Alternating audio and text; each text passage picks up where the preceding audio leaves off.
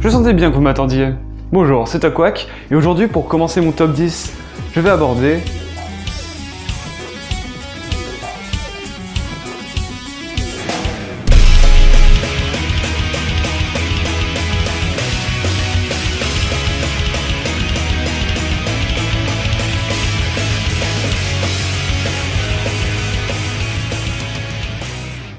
Alors oui, je vais aborder Bleach car c'est à travers sa bande sonore que l'animation japonaise m'est apparue avec un nouveau regard, plus mature et concret alors que j'étais encore en primaire. Au programme aujourd'hui de la nostalgie pure, avec une OST que j'écoute encore aujourd'hui.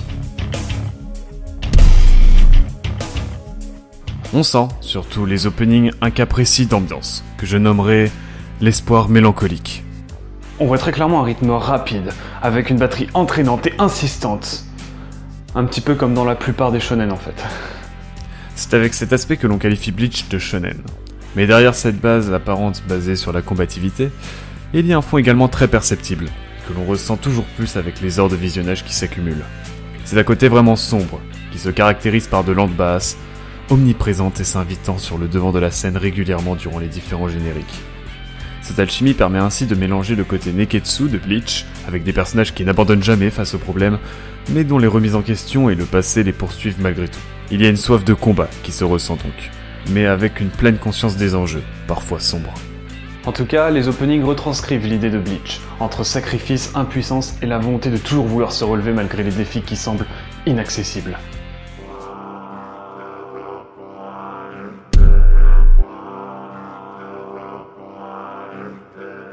Entrons plus concrètement dans le cœur de ce shonen maintenant, avec des musiques beaucoup plus axées combat.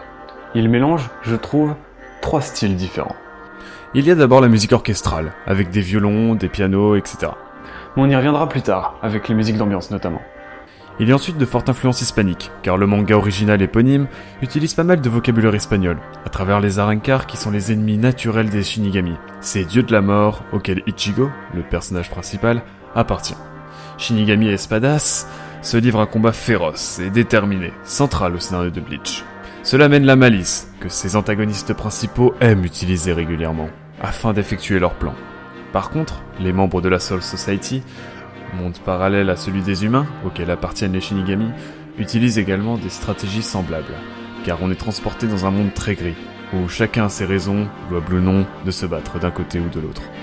Le rock'n'roll est ce 3e style musical, utilisé pour les Shinigami, et montrant leur impartialité violente et sans égale qu'ils appliquent à quiconque blesse leur code. Et on le voit distinctement dès le premier arc de Bleach.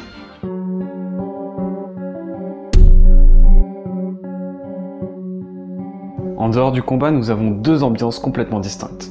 La première est très basique et humoristique, faisant du quotidien des personnages, en dehors des problématiques habituelles, un monde de farces et de blagues. Ce n'est pas réellement cet aspect qui nous intéresse ici. Effectivement, la deuxième ambiance qui est développée dans Bleach est morbide, malaisante et étouffante. Elle se situe très loin de l'ambiance légère du quotidien et n'en est jamais très loin pourtant dans le temps. On a affaire ici à de la peur, et une peur d'être pris par surprise. Les notes se font lourdes, grandissantes et deviennent très vite oppressantes. On sent un danger approcher, et on ne veut surtout pas le subir. Les combats de Bleach ne sont pas prévisibles, et peuvent être très régulièrement perdus. Toutefois, le combat n'est pas la seule peur ici, car la stratégie et les manipulations priment davantage sur le reste. Ici, l'homme le plus fort n'est pas forcément celui qui s'en sortira toujours. On délaisse ici le côté rock'n'roll pour un côté beaucoup plus classique avec des mélodies fortes et entraînantes. Le personnage principal subit ce qu'il vit, et est tiraillé par divers camps. Du rock fou et dominant de la Soul Society, au rythmique hispanique des Arrancars, en passant par l'orchestral tragique du monde humain.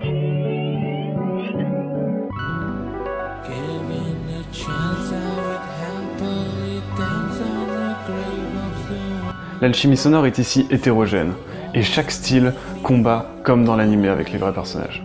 Tout cela reste bien évidemment une généralité, mais par l'ambiance musicale qui entoure un personnage, on arrive à distinguer le camp auquel il appartient et les buts pour lesquels il se bat. Les frontières entre gentils et méchants vont au-delà du flou, car chacun ne veut qu'imposer ses idéaux, et les faiblesses qui en découlent, quel que soit le groupe auquel il appartient. La bande sonore fait de même, et tente avec brio d'imposer une ambiance qui colle à l'identité des personnages et de leurs conflits.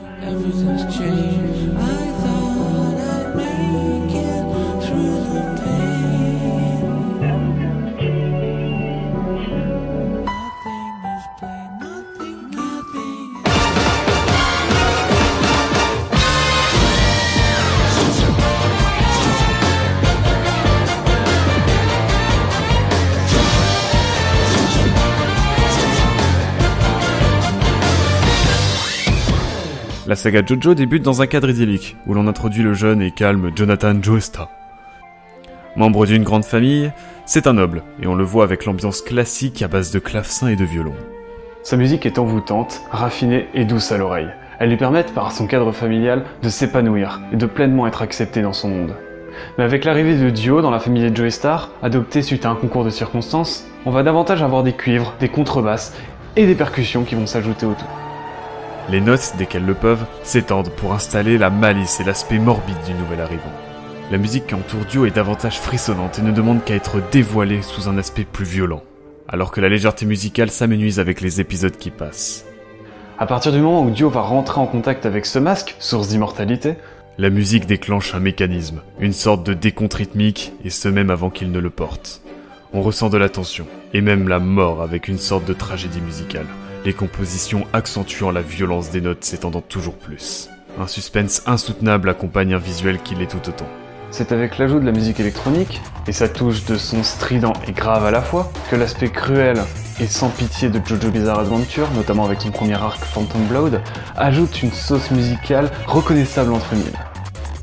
Il est important de revenir sur Dio, qui sans surprise reviendra au fil de l'aventure et gardera, comme les autres vampires, une identité musicale propre, notamment avec l'utilisation régulière de voix diverses, l'accompagnant sous forme de chorale.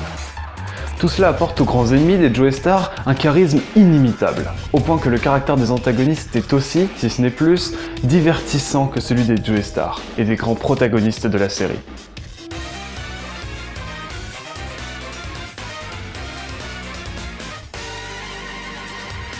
Après Phantom Blood, l'ambiance devient jazzy, et donc plus légère. Le fils de Jonathan, Joseph Joestar, est clairement humoristique et sarcastique même. La musique devient dansante avec lui et on se sent bien à mesure que l'on suit ses aventures toujours plus rocambolesques. Il est généralement accompagné d'une guitare sèche et d'une basse, insistant sur son caractère d'acier avec des percussions énergiques. En opposition à ça, on a davantage de future bass, avec une forte implication du milieu scientifique nazi qui accompagnera le héros si sa légèreté n'est pas suffisante. Les morceaux sont ici très calmes et beaucoup plus doux que dans le premier arc. Néanmoins, on va aborder le cas des hommes du pilier. Leur ambiance sonore est très oppressante, comme celle de Dio, mais pourtant beaucoup plus calme. On a notamment affaire à des antagonistes égyptiens, d'où des influences très orientales. Et à côté de cela, il y a autre chose, la guitare électrique lors des combats, venant combattre les personnages plus raisonnables, plus humains.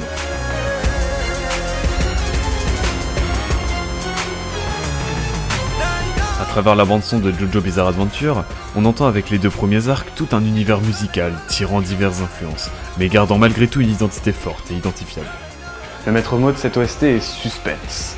Elle veut, comme le scénario, faire balancer le spectateur entre diverses émotions, de la méfiance à l'angoisse, pour que jamais il n'ait un avis fixe sur le déroulement de l'histoire, JoJo se basant sur des retournements de situation incessants. On a affaire ici à toute une fourmilière de musique avec des styles musicaux très divers, mais où chacun prend des libertés assumées et arrive à être reconnaissable entre mille. Merci beaucoup à Asté de m'avoir gentiment laissé participer à sa série de top 10 des musiques d'animé. J'espère que vous aurez apprécié, c'était Aquac, et je vous dis à très vite pour le prochain épisode, où on parlera d'ailleurs de...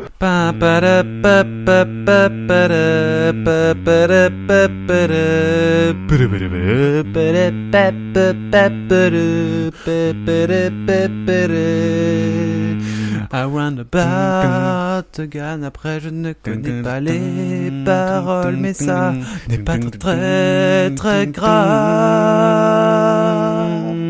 Je n'aime pas les droits d'auteur, c'est pour ça que je refais la musique.